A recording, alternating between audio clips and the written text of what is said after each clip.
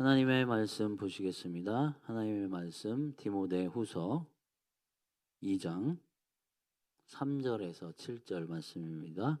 신약 성경 344페이지 디모데후서 2장 3절에서 7절 같이 합독을 하도록 하겠습니다. 시작. 너는 그리스도 예수의 좋은 병사로 나와 함께 고난을 받으라. 병사로 복무하는 자는 자기 생활에 얽매이는 자가 하나도 없나니 이는 병사로 모집한 자를 기쁘게 하려 함이라. 경기하는 자가 법대로 경기하지 아니하면 승리자의 관을 얻지 못할 것이며 수고하는 농부가 곡식을 먼저 받는 것이 마땅하니라. 내가 말하는 것을 생각해 보라.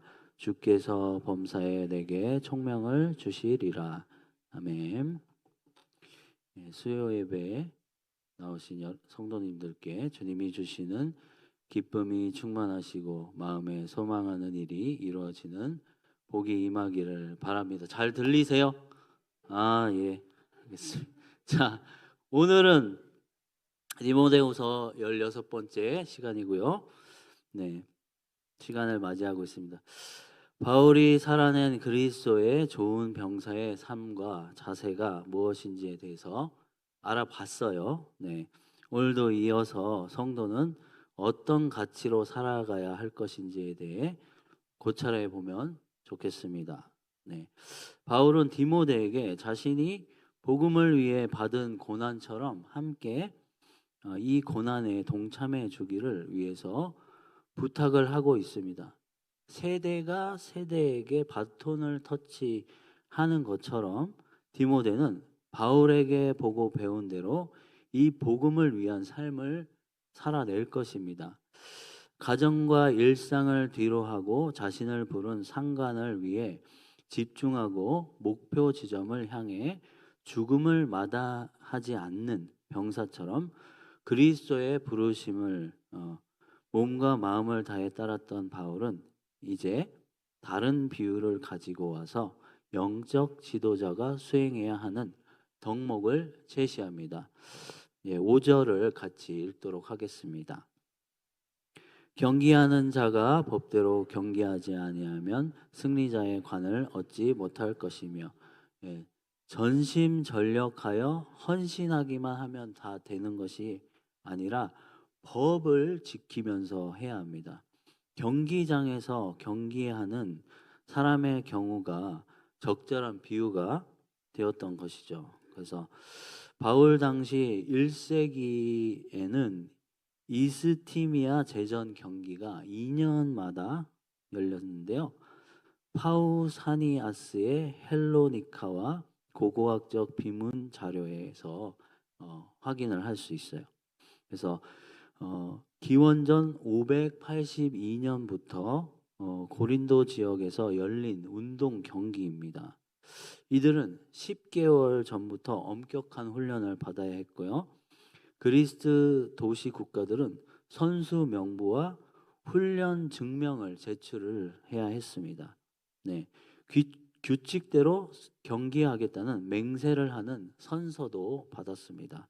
네, 에베소 교회 지도자로서 운동 선수들이 훈련을 게을리하지 않으며 규칙대로 경기하는 것처럼 교회를 법대로 섬기지 않는다면 승리자의 면류관을 얻을 수 없을 것입니다. 네, 법대로 경기하다는 헬라어 표현 노미모스 아들레세는 규칙에 따른 그 실제적인 경기로 경쟁하는 것을 뜻하고요. 그래서 바울이 동역자로서 또한 성도로서 고난받기를 앞서 말했듯이 고난에 이를 수 있는 상황을 피하려는 시도는 규칙 위반 사례가 되는 거죠. 6절을 같이 읽도록 하겠습니다. 시작. 수고하는 농부가 곡식을 먼저 받는 것이 마땅하니라. 바울은 이번에는 농부의 예를 들고 있습니다. 그래서 영적 지도자의 덕목을 설명을 하고 있습니다. 농부는 인내의 덕목이 반드시 필요합니다. 밭을 갈고 씨를 뿌리고 잡초를 뽑아내고 또 수확을 위해서는 열매 맺기까지 인내하면서 열심을 다해 일을 해야 합니다. 병사나 운동 경기자나 농부나 게으르지 않고 성실함으로 인내하면서 힘껏 수고를 해야 하죠. 이 결과는 확실한 겁니다. 보상이 부수적인 게 아니라 훈련하고 근면하게 살아낸 삶의 성과가 주어진다는 거죠. 하나님은 농부의 수고를 외면하시지 않는 것처럼 영적 지도자에게도 약속하신 보상을 주십니다. 잠언 20장 4절에서는 게으른 자는 가을에 밭 갈지 아니하나니 그러므로 거둘 때에는 구걸할지라도 얻지 못하리라 라고 말씀합니다. 잠언은 지혜서로서 우주 전체를 운영하는 보응의 원리를 말하고 있어요. 하나님은 일반 은총으로도 수고하는 자에게 복 주고 또 성실한 자에게 보상을 주십니다. 하물며 주의 일에 성심성의껏 최선을 다해서 자신을 가꾸고 인내하고 수고하는 자에게 마땅히 살아가면서 필요한 지원과 영적인 보상도 주어질 것입니다. 7절 같이 읽겠습니다. 시작. 내가 말하는 것을 생각해 보라. 주께서 범사에 내게 총명을 주시리라. 바울은 시인의 신 이라는 이제 개역 개정에는 총명이라고 표현한 통찰을 가지고 그리스도를 따르는 삶에 대해서 디모데에게 일러주고 있습니다. 네, 디모데 잘 들어 주의해서 생각을 해봐라. 너에게도 통찰을 주실 거야 라고 말하고 있는 것이죠. 그래서 주님은 성도에게 깊은 통찰을 주십니다. 잠언 2장 6절에는 대저 여호와는 지혜를 주시며 지식과 명철을 그 앞에서 내심이여 라고 말씀하고 있는데요. 히브리어를 헬라어로 번역한 70인역으로 잠언 2장 6절을 보면 디모데후서 2장 7절과의 그런 이 접점이 있어요. 그래서 대저 여호와는 지혜를 주시며 그의 임재에서 지식과 통찰이 나오기 때문이라 라고 볼 수 있습니다. 잠언 2장은 지혜 전통에서 지혜와 올바름의 이상적인 길인 여호와 경외하기를 사도 바울이 모범을 보이고 있고 디모데가 걸어야 하는 복음을 위한 길이 고난의 길이다라고 합니다. 하늘의 그 지혜를 찾는 자들에게는 고난이 있지만 그 고난 속에서 우리는 통찰을 얻습니다. 그래서 참된 지혜를 찾는 길을 말하는 잠언 2장에 하나님 경외하기는 하나님이 임재할 때 그 지혜를 얻고 통찰을 얻는 것입니다. 지금 바울은 감옥에서 죽음을 앞두고 조근조근 차근차근 디모데에게 전수해 줄 것을 면밀하게 편지에 이제 적어 내려가고 있습니다. 그에게 죽음에 대한 그 초조함은 느껴지지 않습니다.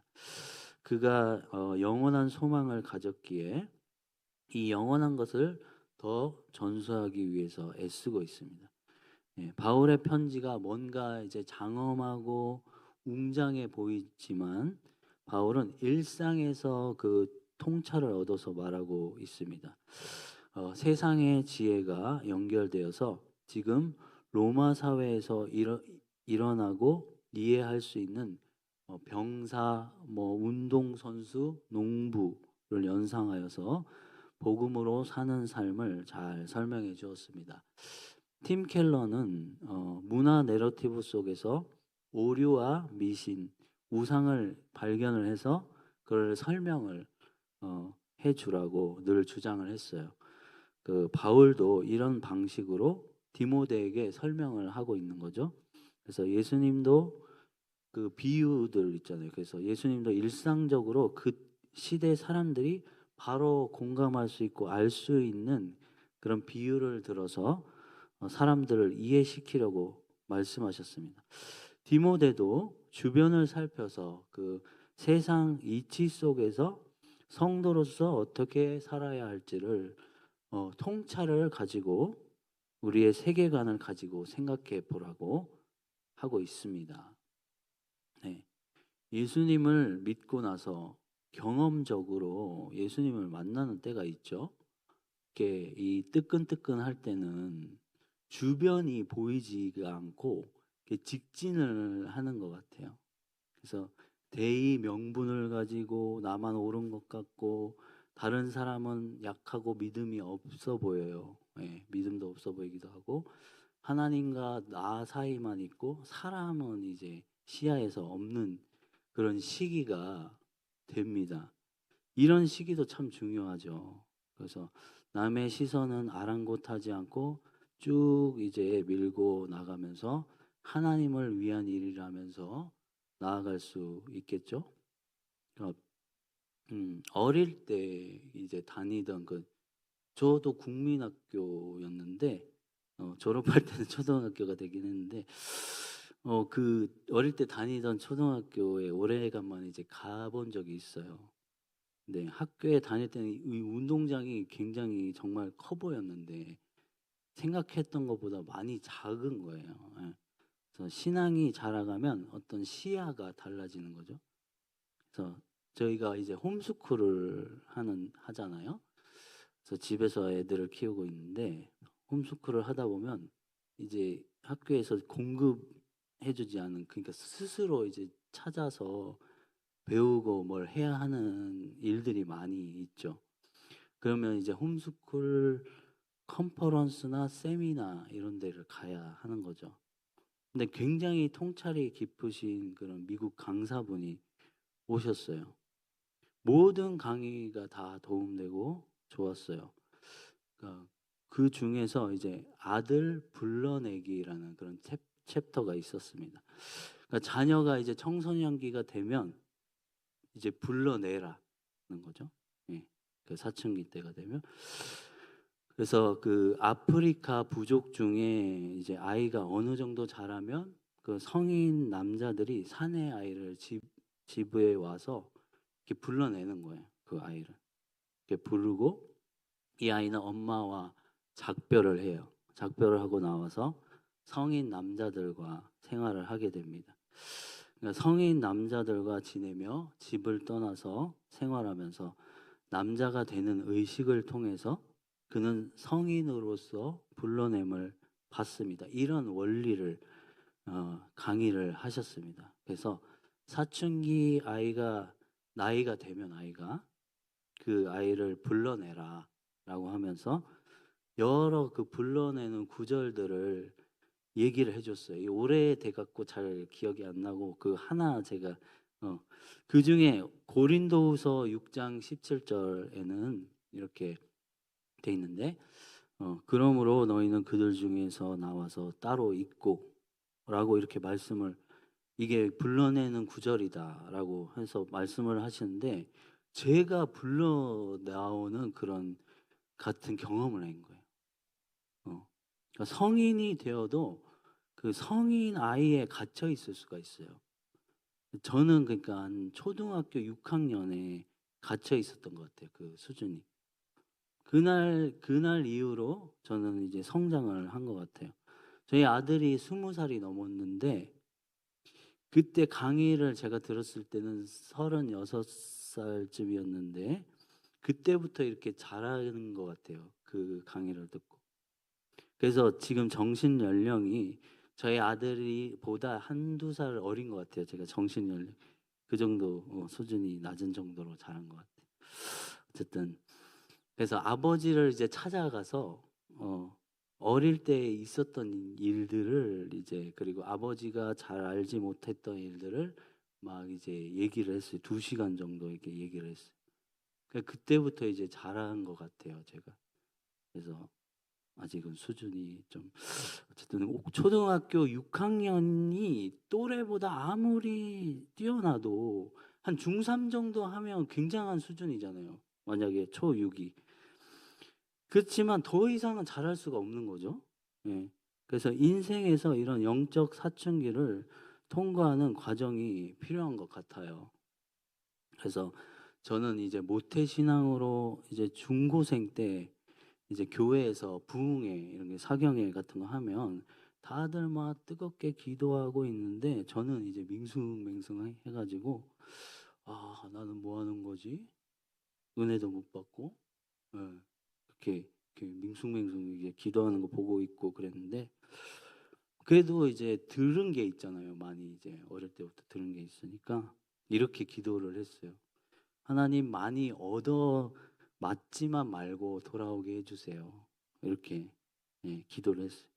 정말 그렇게 크게 어렵지 않게 돌아온 것 같아요. 예, 부모님이 이제 기도를 대신 많이 해주셔가지고 아버지 교회 지금 목사님이신데 아버지 교회에 제가 다닐 때 아버지가 설교를 하시는데 29살 쯤에 이제 내가 죄인이구나 설교를 듣는데 내가 죄인이구나 이런 생각이 들더라고요. 그래서 생각이 들고 눈물이 나는 거예요. 눈물이. 예. 그래서 그때부터 3년 동안 울고 돌아다닌 것 같아요. 어. 은혜를 받으니까 이제 금요 기도회 때 기도를 하는데 이제 정말 그 이 관자놀이가 터질 것 같이 이제 소리를 지르면서 기도를 했던 것 같아요.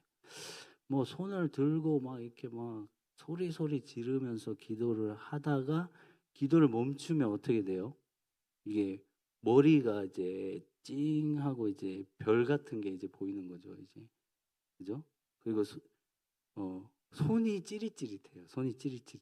이게 성령이 찌릿찌릿하게 한 게 아니라 지금 환자들이 이게 소리를 계속 지르다가 멈추니까 이게 그 피가 위쪽으로 쏠리다가 이제 내려오는 거잖아요. 내려오는 그 현상이지.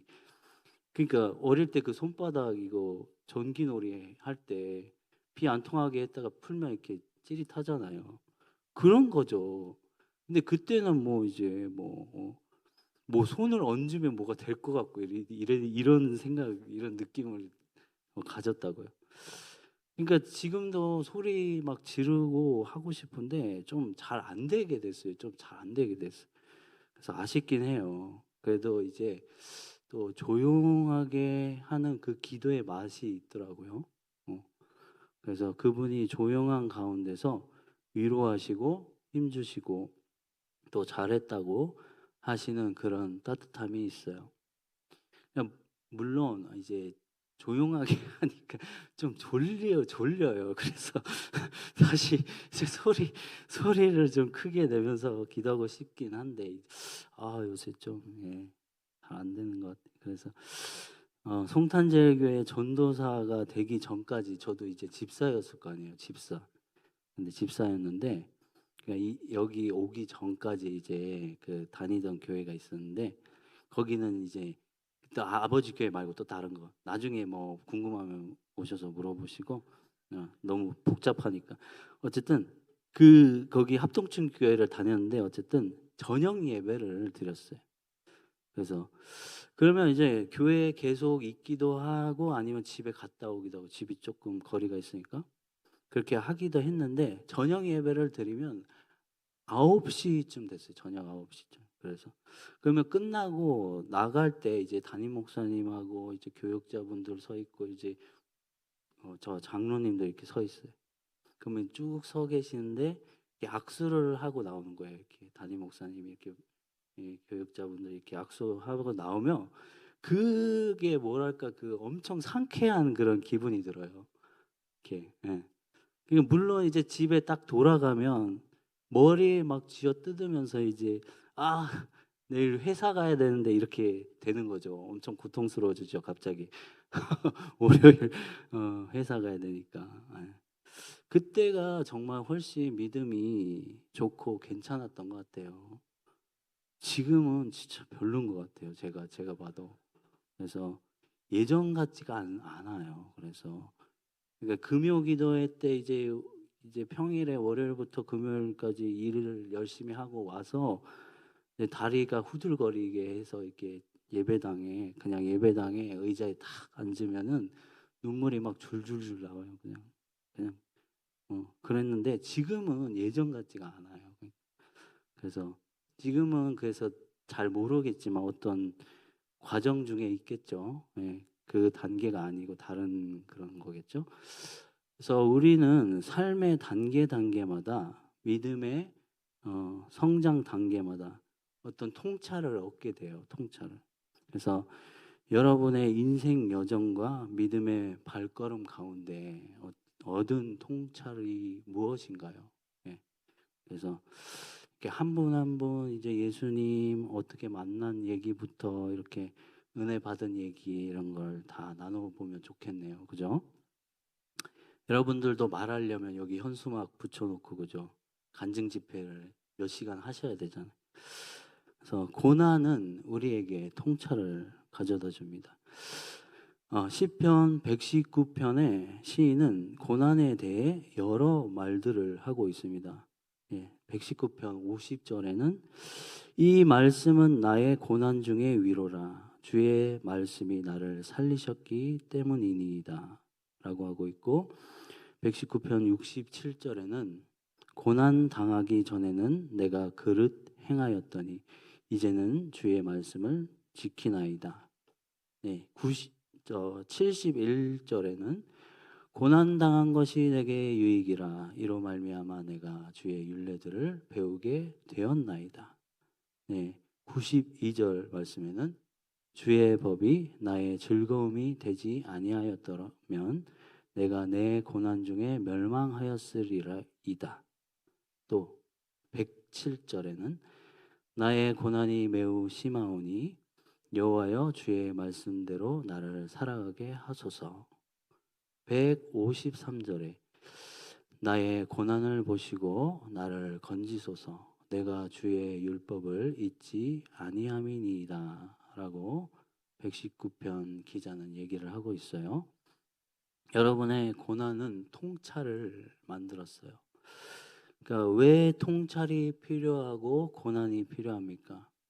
그러니까 여러분의 인생 여정에는 에게는 큰 위로가 됩니다. 그러니까 여러분들이 얼마나 지금 묵묵히 살아내셨습니까? 하나님은 이렇게 여러분들에게 말씀하실 거예요. 여기까지 잘 왔다. 그래서 여러분의 그 굴곡진 생애를 포기하지 않고 달려오셔서 많은 열매들이 맺혔습니다. 자녀들도 자랐을 것이고 여러분에게 영향을 받아서 교회에 온 사람도 있을 것입니다. 또한 그러니까 생활할 때 어느 정도 만족하고 감사할 수 있는 일들도 있었고 또 삶에 대해서 해석이 일어나는 일들도 많이 이제 겪으셨겠죠. 살다 보면. 그래서 여러분의 그 생애 속에서 일하신 주님의 손길은 봐라 하나님은 살아계신다 라고 이렇게 만나는 사람들에게 말하게 할 것입니다. 귀하고 복된 생애를 살아내신 여러분들을 이 자리에서 이렇게 뵐 수 있는 영광을 주신 것에 대해 하나님께 감사를 드리고 오늘도 잘 오셨고요. 감사합니다. 찬송 부르시겠습니다. 찬송가 542장입니다. 찬송가 542장.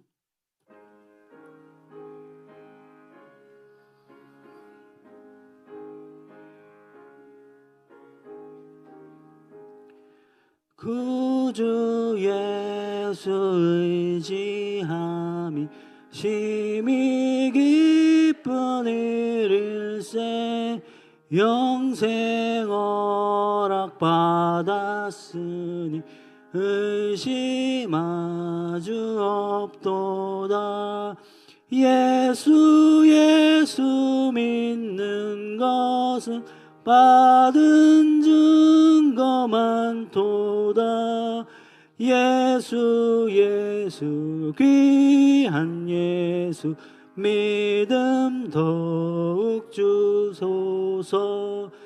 구주 예수 의지함이 심히 기쁜 일일세. 주를 믿는 나의 마음 그의 피에 적시네. 아멘. 예수 믿는 것은 받은 증거 많도다. 예수 귀한 예수 믿음 더욱 주 구주 예수 의지하여 구주 예수 죄악 벗어버리네. 죄악 아니 받고 영생함을 아니 받고 영생함을 주께 모두 얻어. 예수 믿는 것은 받은 증거 많도다. 예수 귀한 예수 믿음 더욱 주소서. 구주 예수 구원함을 얻었네. 구원함을 얻었네. 영원 무궁지나도록 주여 함께하. 예수 믿는 것은 예수 믿는 것은 받은 증거 많도다.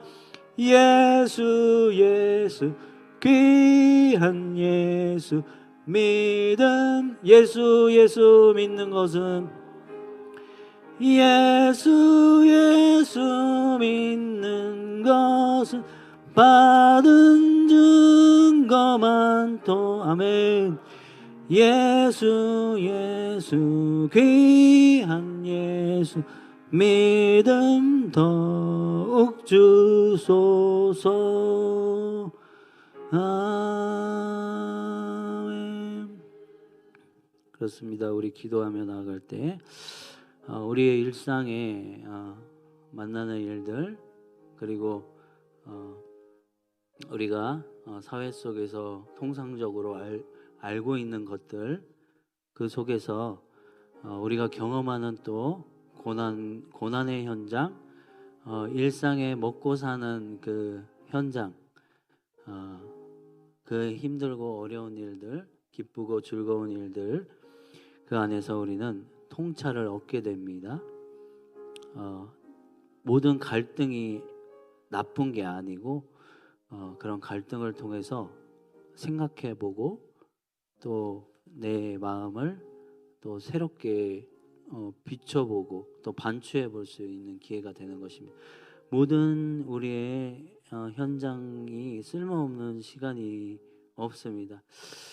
믿는 자에게도 있는 고난과 아픔과 힘든 일들, 또 기쁜 일들, 행복한 일들, 즐거운 일들은 우리를 통찰의 세계로 인도하고 있습니다. 우리의 삶은, 우리의 경험은 어떤 누군가에게는 위로할 수 있는 메시지를 줄 수 있을 것입니다. 우리의 삶에서 체득된 그런 것들은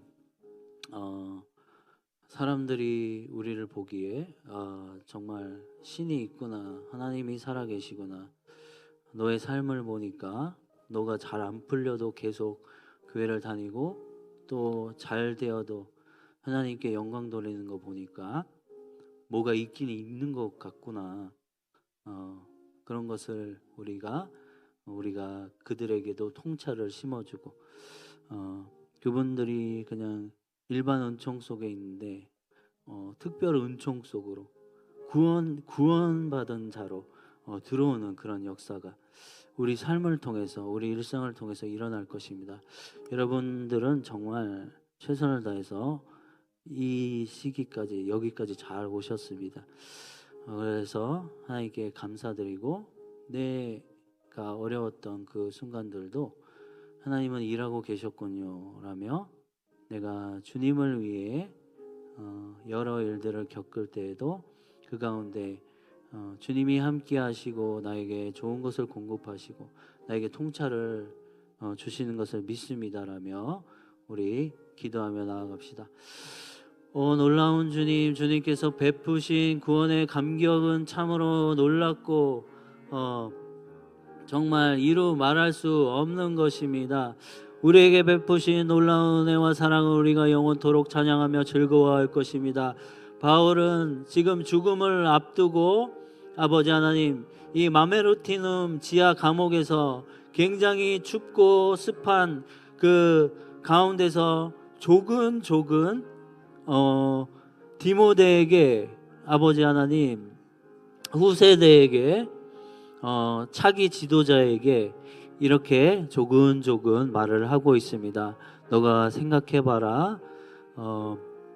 농부를 보아라. 운동 선수들을 보아라. 병사들을 보아라. 어떻게 사는 것이 그리스도인의 삶이겠니? 그렇게 조근조근 적어 내려가고 있습니다. 아버지 하나님, 우리 귀하신 성도님들이 이 아버지 믿음의 편지를 지금 쓰고 있습니다. 이들이 살아낸 생애는 참 어려운 생애들이 많았을 것입니다. 6.25도 겪었고 또 어려운 일들을 많이 겪으신 세대들도 있으시고, 하나님 아버지, 이 나라가 정말 힘든 일들 가운데서 성장하고 성숙하는 것들을 빌딩이 세워지고 정말 잘 사는 나라가 되는 것들을 몸으로 경험하고 그 현장 속에 있었던 분들입니다. 이들이 열심히 살아내셨기 때문에 아버지, 이 한국 사회가 이렇게 발전할 수 있었고 한국 교회에 많은 아버지 건물들이 이들을 통해서 이렇게 세워졌습니다.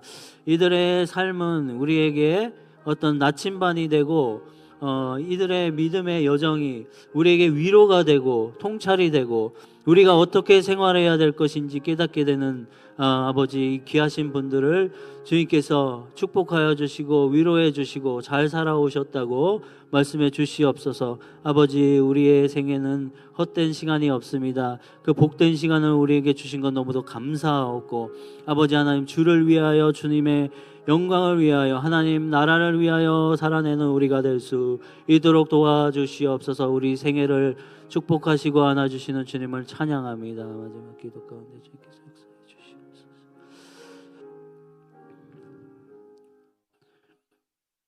할렐루야. 참 좋으신 주님, 주님의 놀라운 은혜와 사랑을 오늘도 노래하며 찬양합니다. 우리에게 아버지 영원한 생명을 주신 것도 너무도 감사하고, 우리의 생애를 또 묵묵히 살아낼 수 있는 힘과 용기와 지혜를 주신 것 너무도 감사합니다. 주님이 우리와 함께하지 않으셨다면 우리는 포기하고 싶고 또 포기하고 싶은 순간도 많이 있었지만 우리에게는 우리의 길과 소망이요 빛이 되시는 예수 그리스도께서 우리를 위해 죽으시고 우리를 살려주시고, 그리고 하나님 아버지의 아들과 딸로 입양시켜 주셨기에 우리가 이 풍진 세상을 힘있게 담대하게 살아낼 수 있었습니다. 하나님 아버지, 우리가 겪은 기쁨과 또 슬픔과 고난과 행복, 이런 모든 것들은 쓸모없는 시간이 하나도 없으며, 아버지, 우리 생애 가운데에서 우리를 다스리시고 우리를 성숙시키시는 그분의 손길을 우리가 많이 경험한 것에 대한 감사를 가지고 살게 해주시옵소서.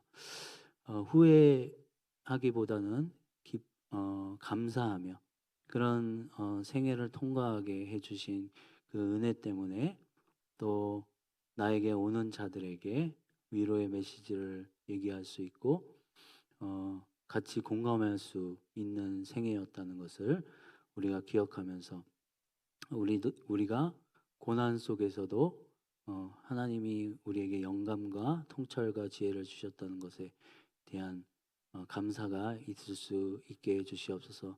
또한 우리는 예수님을 믿고 점점 성숙해서 이 자리까지 왔고, 우리가 하나님을, 예수님을 더욱 닮아가게 된 것, 생애를 돌아보면 내 성품이 이렇게 변화됐고 내 생애가 이렇게 풀렸다는 것을 알 수 있을 것입니다. 그래서 우리 귀하신 성도님들 생애 가운데 감사와 기쁨이 넘치는 생활 하실 수 있도록 인도해 주시옵소서. 또한 이 자리 예배까지 오신 귀하신 분들 축복해 주시옵시고 돌아가는 발걸음도 안전하게 돌아가시고 기쁨이 넘치고 생애 가운데 또 만족감이 있는 오늘 하루 한날 되게 해 주시옵소서. 오늘도 은혜를 감사하고 예수님 이름으로 기도합니다. 하늘에 계신 우리 아버지여, 이름이 거룩히 여김을 받으시오며 나라의 임하옵시며 뜻이 하늘에서 이룬 것 같이 땅에서도 이루어지이다. 오늘날 우리에게 일용할 양식을 주옵시고 우리가 우리에게 죄 지은 자를 사하여 준 것 같이 우리 죄를 사하여 주옵시고 우리를 시험에 들게 하지 마옵시고 다만 악에서 구하옵소서. 대개 나라와 권세와 영광이 아버지께 영원히 있사옵나이다. 아멘. 감사합니다.